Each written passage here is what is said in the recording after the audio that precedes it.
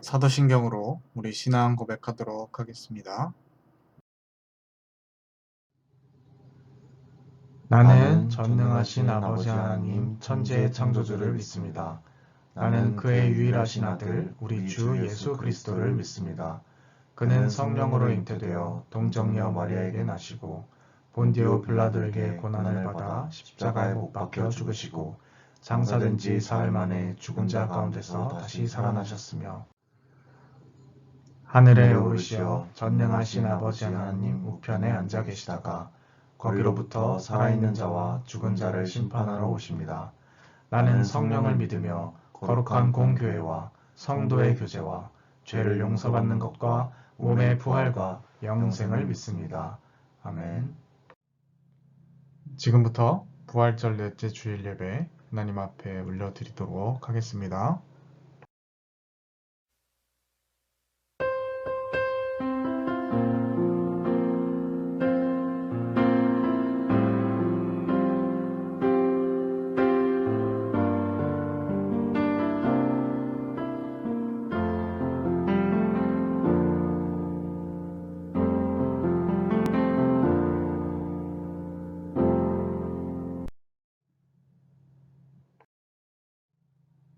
여호와를 경외하며 그의 길을 걷는 자마다 복이 있도다.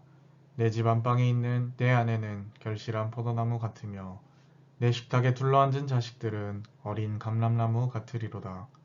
여호와를 경외하는 자는 이같이 복을 얻으리로다. 아멘.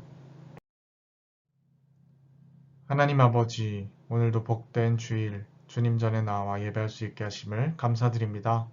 우리에게 귀중한 가정을 허락하시고 또 육신의 부모를 허락하여 주신 주님, 감사와 찬양과 영광을 올려드립니다.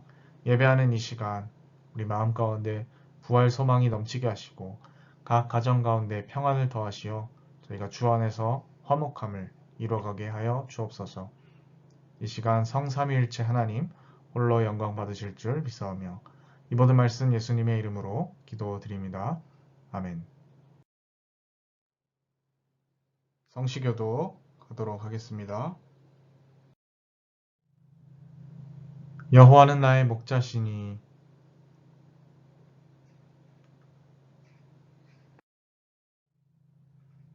그가 나를 푸른 풀밭에 누이시며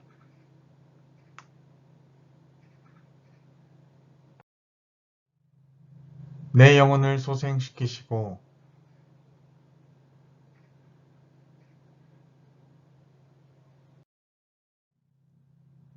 내가 사망의 음침한 골짜기로 다닐지라도 해를 두려워하지 않을 것은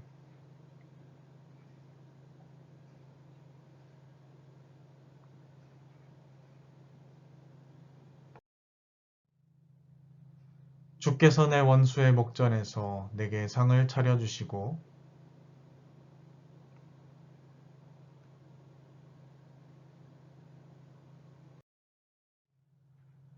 내 평생의 선하심과 인자하심이 반드시 나를 따르리니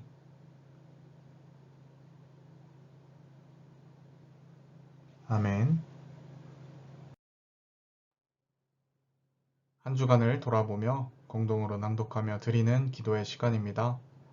앞에 스크린을 참조하셔서 함께 낭독하며 기도 드리도록 하겠습니다.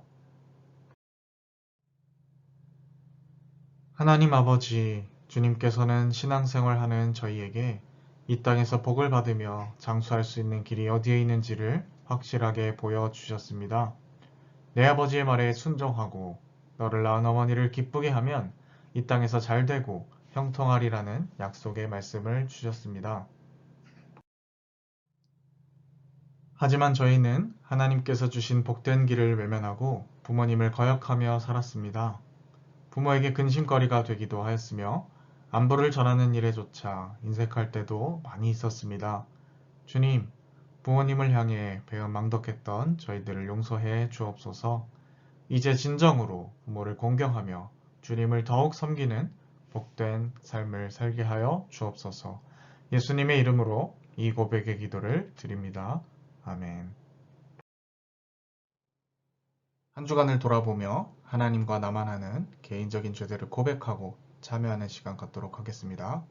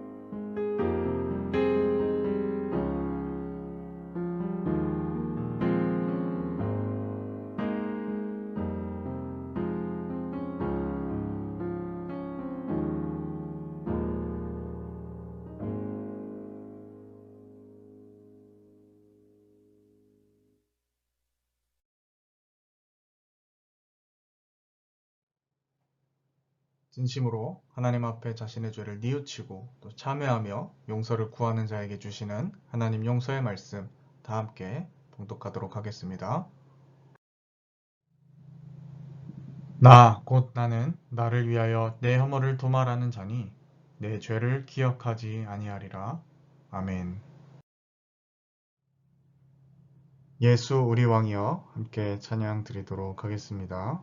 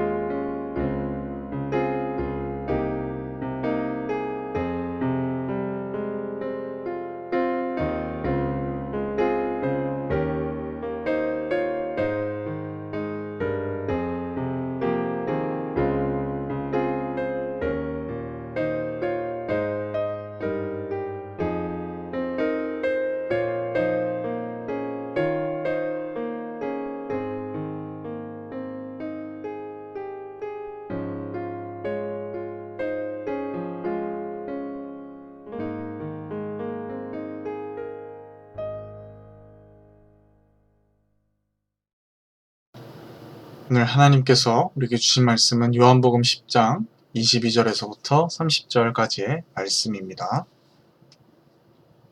요한복음 10장 22절에서부터 30절까지의 말씀입니다. 하나님 말씀을 받들어 봉독하도록 하겠습니다. 예루살렘의 수전절이 이르니 때는 겨울이라. 예수께서 성전한 솔로몬 행각에서 거니시니 너희가 내 양이 아니므로 믿지 아니하는도다.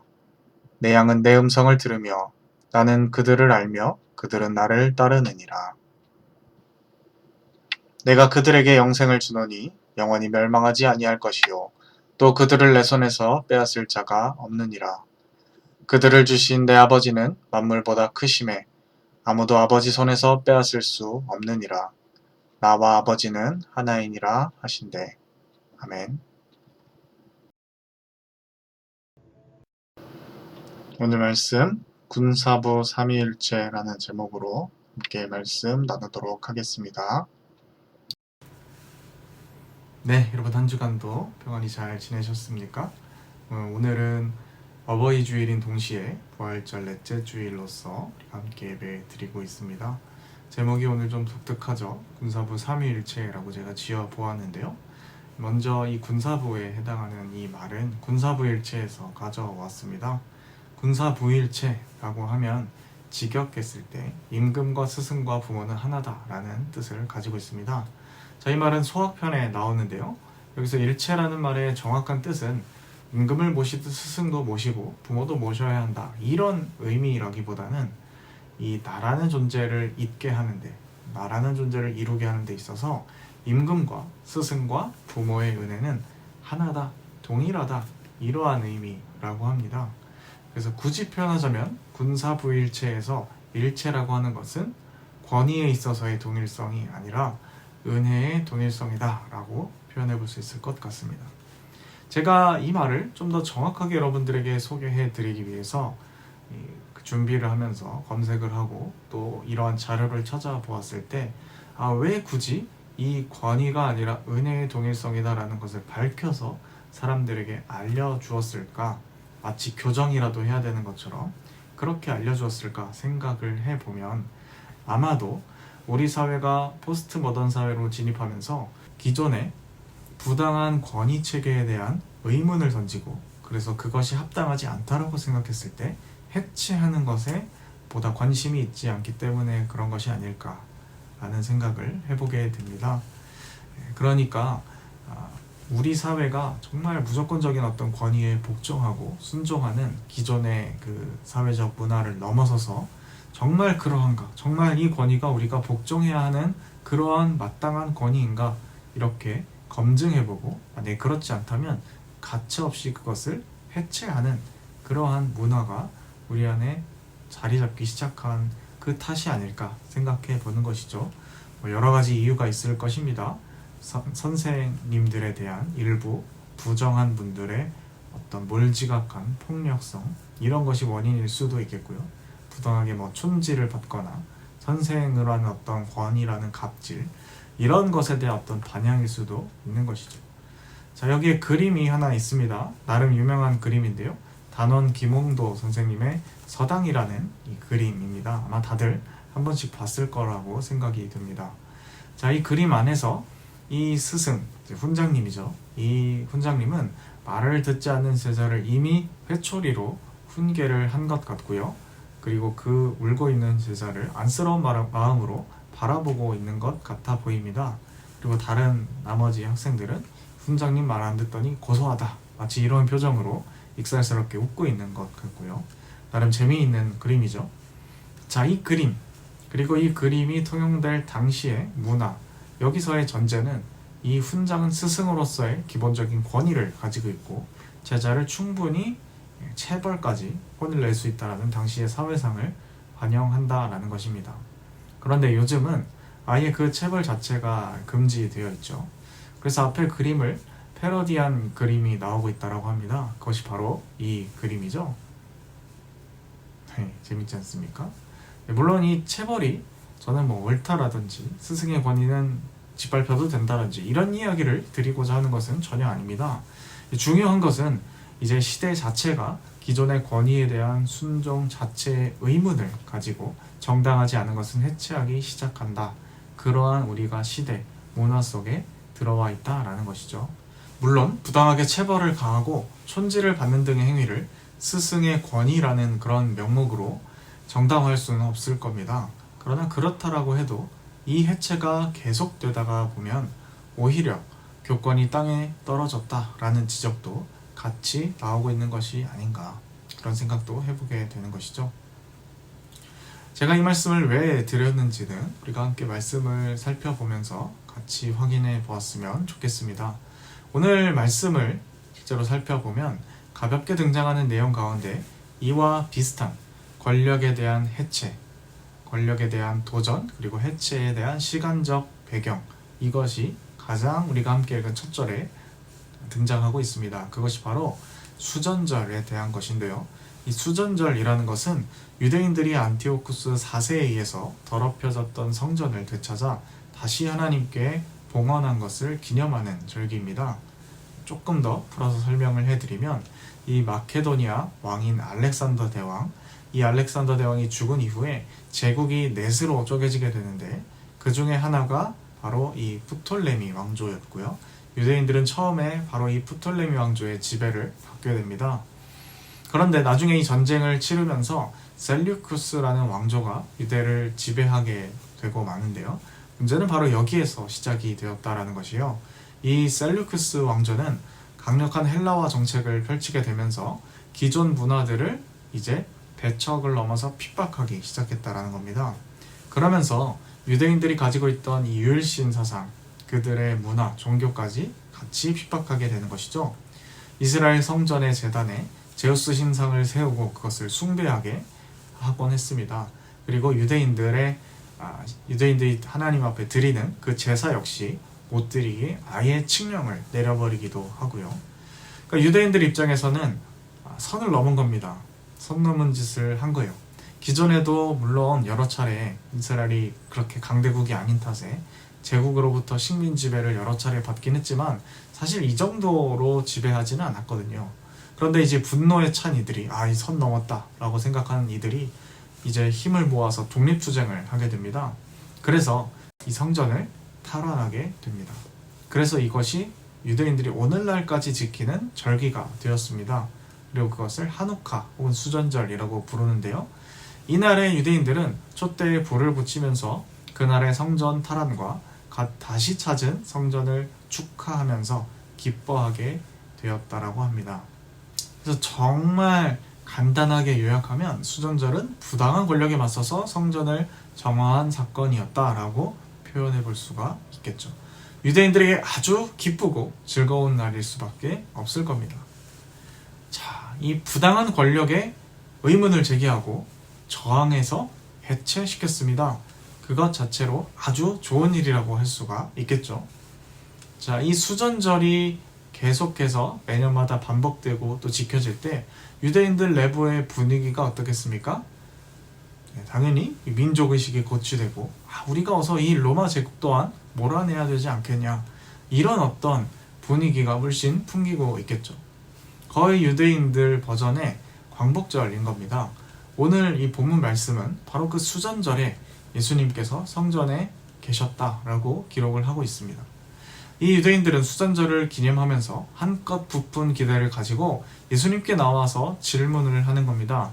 당신이 정말 그리스도, 메시아 아니냐고, 왜 우리의 마음을 의혹하게 하느냐, 이렇게 따져 묻습니다. 자, 이게 도대체 무슨 말일까요? 자, 그들이 바라는 메시아라는 것은요, 예전 수전절에 우리 조상들이 그랬던 것처럼 현재 부당한 권력이라고 볼 수 있는 이 로마 제국의 부당한 이 권력을 해체시키고 자신들이 상상하고 그리고 있는 이런 아름다운 그림대로 움직여주기를 바라는 일종의 히어로 같은 존재였다라는 겁니다. 사실 주님은 아주 여러 차례 활동을 하시면서 자신에 대해서 사람들에게 밝히 말씀을 하셨습니다. 아버지와 나는 하나라고, 자신이 참 성전이며 참 빛임을 수차례 선포하신 바가 있습니다. 사실 이 말은 나는 메시아다 라는 말과 전혀 다르지 않은 말이죠. 자, 이 수전절에 이들이 성전 촛대에 불을 밝히면서 축하하는 일종의 풍습이 있다, 이렇게 말씀을 드릴 수가 있겠는데요. 이 주님께서는 아예 성전을 거닐고 계시지 않았습니까? 이것은 바로 주님께서 참 빛이자 소망이다라는 것을 의도적으로 보여주고 있는 것입니다. 그러나 그들은 예수님을 바라보면서 왜 당신은 메시아라는 것을 똑바로 밝히지 않느냐, 이렇게 따져묻고 있는 거예요. 자, 이 말을 바꿔보면 당신은 메시아라고 주장하면서 왜 우리의 생각대로, 왜 우리의 기대대로 움직여주지 않는 겁니까? 라고 질문하는 것과 같은 겁니다. 자, 이에 대한 예수님의 답변이 이렇습니다. 내가 아버지의 이름으로 행하는 모든 일들이 나를 증거하는데 너희가 그것을 받아들이지 않고 있는 것이다. 그리고 그 이유는 너희가 나의 양이 아니기 때문이다. 이렇게 말씀하십니다. 자, 주님이 어떻게 움직이실지 우리는 다 알고 있죠. 앞으로 어떻게 행동하실지 이미 우리는 복음서 전체를 다 알고 있기 때문에 알고 있습니다. 예수님의 메시아 되심, 예수님의 주인 되심은 이 유대인들이 기대하고 바라는 대로 군사혁명을 일으켜서 로마 제국을 무너뜨리고 군사력으로 세계를 제패하고 지배하는 방식으로 이루어지지 않는다라는 것이에요. 세상을 구원한다라는 것은 그저 잘못된 지배 권력 몇 개만 손을 본다고 해서 이루어지는 것이 절대 아니기 때문이죠. 그러나 유대인들에게 악이라는 것, 부당한 권력이라는 것은 너무나 명확했던 거예요. 그저 자기들을 못 살게 구는, 그저 자기들을 괴롭히고 있는 저 로마 제국, 그들인 거예요. 그래서 하루속히 전설 속의 메시아가 등장해서 마치 어벤져스가 타노스를 물리치듯이 로마 황제를 물리쳐 주기를 바라고 있는 겁니다. 그런데 주님은 그 기대에 대해서 노라고 말씀하시는 거예요. 예수님의 입장에서 바라보기엔 유대인들 그 자체도 이미 선하지 않았기 때문입니다. 부당한 권력에 대한 해체를 주장하지만 개혁을 부르짖는 그들조차 이미 하나님의 말씀으로부터 너무나 멀어졌기에 그들의 기대를 그대로 들어줄 수가 없었다라는 것이죠. 하나님으로부터 받은 율법을 온전히 지키기는커녕 타협하면서 지배층들에게만 유리한 율법을 만들어서 사람들을 오히려 얽매는 역할을 해버렸습니다. 방조했습니다. 세상으로부터 구별되고 정결하라고 주신 이 정결법을 오히려 고귀하고 천한 사람을 구분해버리는 차별법으로 변질시켜버렸습니다. 이미 하나님 말씀을 다 버려놓고 로마 제국이 무너진 듯 뭐하겠냐라는 것이죠. 주님은 나와 아버지는 하나라고 말씀하시면서 아버지, 즉 성부 하나님의 명령에 순종하는 자들에게 영생을 줄 것이다. 그렇게 말씀하십니다. 자, 여러분, 예수님께서 이 말을 하셨을 때 그들의 다음 반응이 뭔지 아십니까? 오늘 함께 읽지는 않았지만 예수님의 이 말을 듣자마자 그들은 예수님을 돌로 쳐 죽이려고 했습니다. 약속대로 오신 메시아가 눈앞에 와서 가르치고 있는데 그 메시아, 진정한 하나님의 아들도 돌로 치려는 것이죠. 자, 이들의 눈이 왜 이렇게 어두워졌을까요? 그것은 바로 자신들 안에 악이 이미 자리 잡았다는 것을 눈치채지 못하고 눈앞에 보이는 거대한 악에만 집중했기 때문입니다. 주님께서는 그들의 참 임금이시며 스승이시며 부모와 같은 분이셨습니다. 우리가 군사보일체, 은혜의 동일성 이런 설명을 드렸는데 예수님은 존재 자체가 참 임금, 참 스승, 참 부모라는 것이죠. 군사부가 다 이미 하나인 셈인 겁니다. 게다가 주님 스스로 하나님 아버지와도 하나라고 말씀하십니다.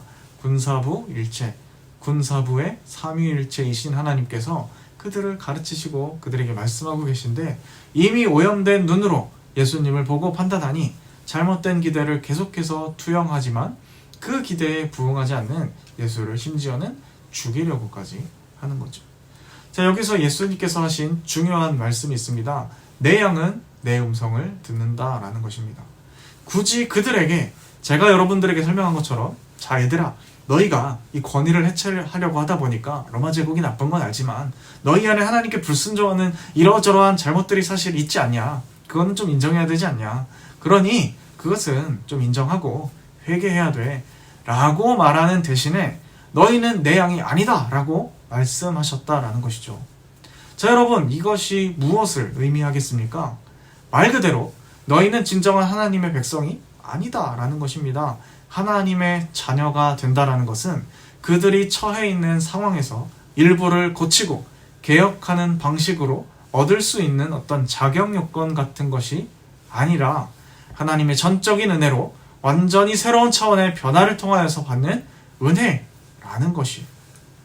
그들은 예수님을 바라보면서 저 사람이 우리를 구해줄 왕일지 몰라, 율법을 저렇게 잘 가르치니 참 스승일지 몰라라고 막연한 기대를 가졌지만 그것의 기준은 항상 자기 자신들이었다라는 겁니다. 내 생각대로 그리스도, 내 생각대로 스승, 내 생각대로의 왕. 자, 여러분, 문제가 뭔지 보이십니까? 그렇게 해서 수많은 개혁을 일으키고 수많은 정권을 교체하고 한들 근본적인 구원이 그들에게 있을 수 있겠냐라는 것이요. 구원은 그렇게 아무리 수백 번을 한다고 해도 얻을 수 없는 것이죠. 하나님이 아니라 자기 자신이 항상 기준이 되었기 때문입니다. 그러나 하나님의 백성은 자기 자신이 아니라 하나님의 말씀과 기준, 그 음성을 듣고 따르는 사람들이다라는 것이에요. 크리스천의 가장 근본이 자기 부정인 이유가 바로 여기에 있는 겁니다. 나는 죽고 예수로 산다라는 말의 뜻은 바로 그런 거죠.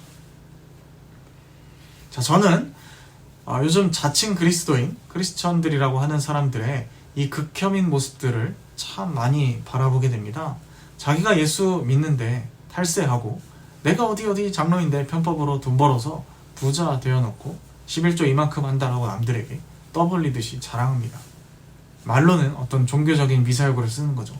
하나님이 축복을 주셔가지고 내가 이렇게 됐습니다. 내가 기도 생활을 이렇게 한다라고 떠벌리고 내가 교회 봉사를 이렇게 한다라고 자랑하는데 말 속에서 예수님의 사랑과 남에 대한 존중, 이웃에 대한 사랑이 전혀 느껴지지 않는다라는 것이요. 그리고 매우 추상적으로 존재하는 어떤 거대한 악의 집단을 상상력으로 거의 만들어내서 그들과 싸웁니다. 사탄의 문화와 싸워야 된다. 대중문화가 이렇게 악에 물들어서 우리가 싸워야 한다라든지, 이웃 종교나 특정 문화를 악마화하고 그들을 무시합니다. 그리고 짓밟습니다. 그런데 여러분, 신앙은 그런 것이 아니다라는 것이에요. 예수님에게 잔뜩 기대를 부풀고 찾아가서 왜 얼른 우리가 생각하는 대로 저 나쁜 로마 제국, 로마 황제의 그 패거리들을 제거해주지 않냐고 윽박지르고 있는 이들은 바로 이런 제가 앞서 소개해드린 극혐 신앙인들과 굉장히 닮아 있다라는 것입니다. 물론 그들도 공식적으로는, 그리고 자기 스스로는 하나님을 믿고 있다라고 생각하고 행동했을 거예요. 그러니까 메시아의 활동을 기다리고 예수님께 그러한 기대를 가지고 질문을 하겠죠. 그런데 여러분, 그들이 신앙생활을 한다라고 했을 때, 그들이 하나님을 믿는다라고 했을 때 누가 하나님입니까? 까고 보면 자기 자신이 하나님인 셈이다라는 것이죠. 여러분, 부디 저 여러분들은 그러한 길로 가지 않았으면 좋겠습니다. 여러분, 신앙이 이렇게 잘못되기가 참 쉽습니다. 왜냐하면 이 정도라는 것이 눈에 확 표시가 되거나 하지 않기 때문이죠. 그러나 기준은 분명히 있습니다. 말씀에 근거한 것이어야 한다는 것이에요. 주님은 우리의 왕이자 스승이시자 아버지가 되십니다. 그분은 진정한 권위이시기 때문에 우리에게 그 권력, 그 힘을 무차별적으로 휘두르시지 않습니다. 우리를 사랑하시고 우리를 위해 죽으신 분이시죠. 여러분, 그리스도인들은요, 자신을 십자가에 못 박았다라고 고백하는 사람입니다. 나의 욕심, 나의 잘못된 고집을 반복적으로 죽이지 않으면, 반복적으로 살피고 회개하면서 그것을 다스리지 않으면 오늘 예수님에게 찾아가서 윽박지르고 있는 이 극혐 신앙인들이 될 수밖에 없다라는 것이에요. 여러분, 분명히 기억해야 할 것이 있습니다. 예수님을 십자가에 죽게 만든 사람들, 이 사람들은 무신론자나 타종교인들이 아니었다라는 사실입니다. 하나님을 정말 스스로 잘 믿는다라고 하는 사람들이라는 사실이에요. 하나님을 위해서 나름의 종교적인 사명에 불타올라서 그것의 바탕으로 예수님을 십자가에까지 못 박게 만든 것입니다. 진정으로 바라기는 여러분들께서는 정말 부디 예수님의 명령에 순종했다, 이런 말을 하면서 어떤 자신의 죄악과 욕망과 어떤 수많은 죄악들을, 뻘짓들을 정당화하는 행동을 하지 않기를 바랍니다. 정말 이런 자칭 크리스찬들 많이 있습니다. 부디 그러시 않기를 바랍니다. 군사부 삼위일체 되시는 주님께서 우리와 함께 하십니다. 매일 하나님 앞에 우리 자신을 들여다보고 객관화할 수 있기를 바랍니다. 또 믿음의 신앙 공동체 안에서 서로에게 권면하고 바른 신앙의 길을 걸을 수 있도록 함께 기도하고 격려할 수 있기를 바랍니다. 그러면 우리가 정말 그런 극혐하는 양산형 크리스찬들이 아니라 정말 주님께서 바라보고 기뻐하시는 진정한 내 양 크리스찬들이 될 수 있을 줄로 믿습니다. 군사부일체, 주님은 우리의 참 임금이자 참 스승이고 참 부모이십니다. 그리고 그 주님은 삼위일체로서 우리와 함께 하십니다. 수전절, 진정한 빛으로 성전을 이미 밝히고 계신 주님을 알아보지 못하고 배척하는 우리가 아니라 빛으로 오신 부활하신 주님을 우리 안에 모시고 함께 살아갈 수 있기를 바랍니다. 그리고 참 빛이신 주님의 그 말씀이 우리 각 가정의 가치관이 될 수 있기를 바랍니다. 주님의 은혜가 우리에게 있습니다. 기도하겠습니다. 하나님 아버지, 오늘 말씀을 통하여서 주님에게 자신들이 상상했던 수많은 그림들을 투영하고 그것에 부응하지 못하는 주님을 바라보며 심지어 돌로 쳐 죽이려고 하는 사람들의 모습을 살펴봅니다. 수전절 성전에 참빛으로 오신 주님을 알아보지 못하고 오히려 메시아에게 윽박지르고 호통치며 나아가는 그들의 모습 속에서 어찌 보면 이 시대에 나는 주님을 열심히 믿노라며 주님의 이름을 모독하고 더럽히는 수많은 자칭 크리스찬들의 모습도 보게 됩니다. 병든 교회들, 가망 없는 크리스찬의 모습으로 저희들이 살지 않도록 붙잡아 주옵소서.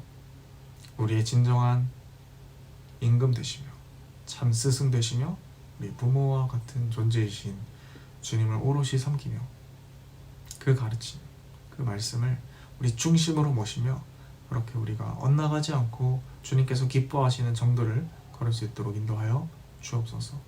함께 하실 줄 믿사오며 모든 말씀 예수님의 이름으로 기도드립니다. 아멘. 이 시간 우리의 삶을 결단하며 또 우리의 소유 일부를 하나님 앞에 봉헌 드리도록 하겠습니다. 예수로 살리 함께 찬양 올려드리겠습니다.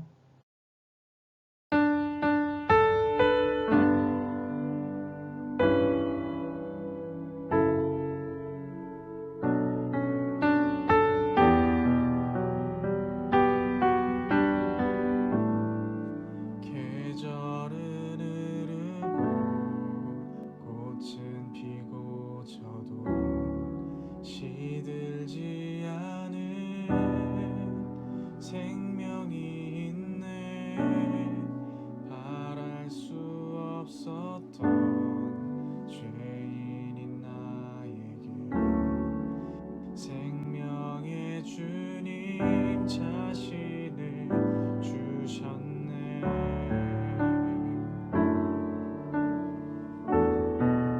계절은 흐르고 꽃은 피고 져도 시들지 않은 생명이 있네.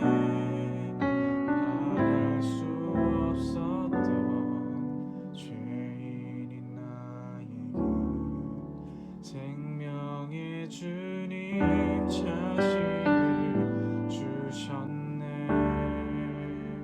나의 삶은 내 주 예수의 것이니 내 생명 다해 예수로 살리. 내 모든 건 내 주 예수의 것이니 내 전부 되신 예수로 살리.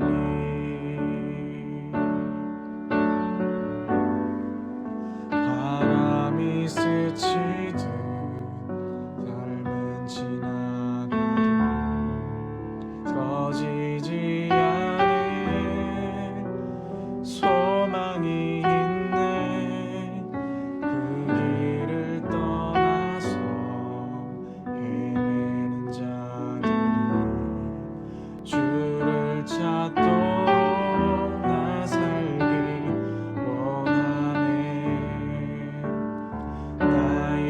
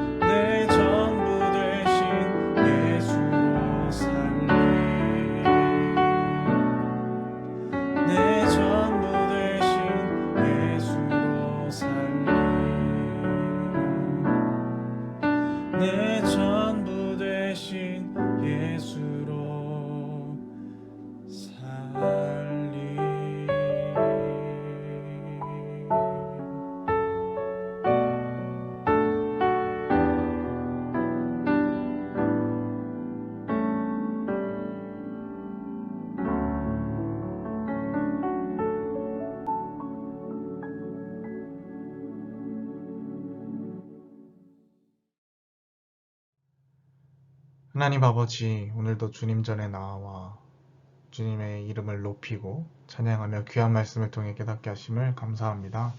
하나님, 다시 한번 우리의 신앙생활, 우리의 태세를 점검하고 정말 우리의 신앙이 하나님을 중심으로 나 자신의 유익과 욕망이 아니라 나의 고집이 아니라 하나님을 중심으로 맞추어져 있는지 다시금 돌아봅니다. 혹여 우리 안에 주님의 말씀의 중심이 아닌 우리 자신이 신이 되어버린 그러한 삶의 자세와 모습들이 있다면 하나님, 그것들 모두 물리쳐 주시고 늘 우리가 말씀 앞에 주님의 모습들을 생각하며 묵상하며 나아가는 그것 앞에 우리 스스로를 고치고 개혁하며 주님 앞에 온전히 영광 돌릴 수 있는 저희들 되게 하여 주옵소서. 우리의 삶을 드립니다. 주님께 우리 소유 일부를 드립니다. 주님의 나라에 가장 합당한 모습으로 사용하여 주옵소서. 함께 하실 주 믿사오니 모든 말씀 예수님의 이름으로 기도드립니다. 아멘. 죽도록 예배 마치도록 하겠습니다.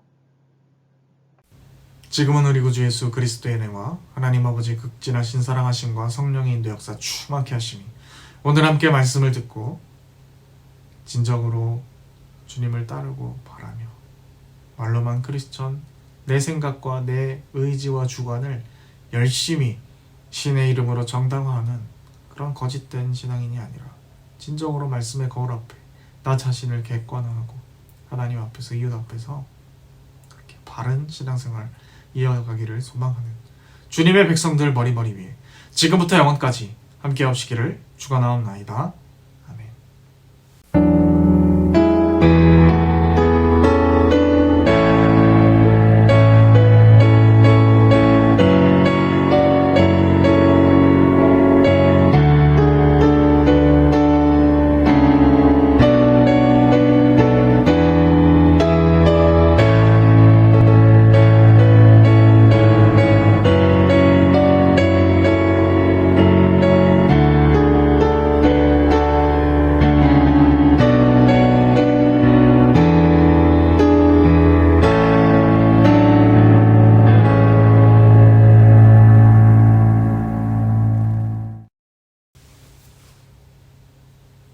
네, 여러분 한 주간도 주님과 함께 더불어서 진정한 신앙인들로 그렇게 살아갈 수 있기를 바랍니다.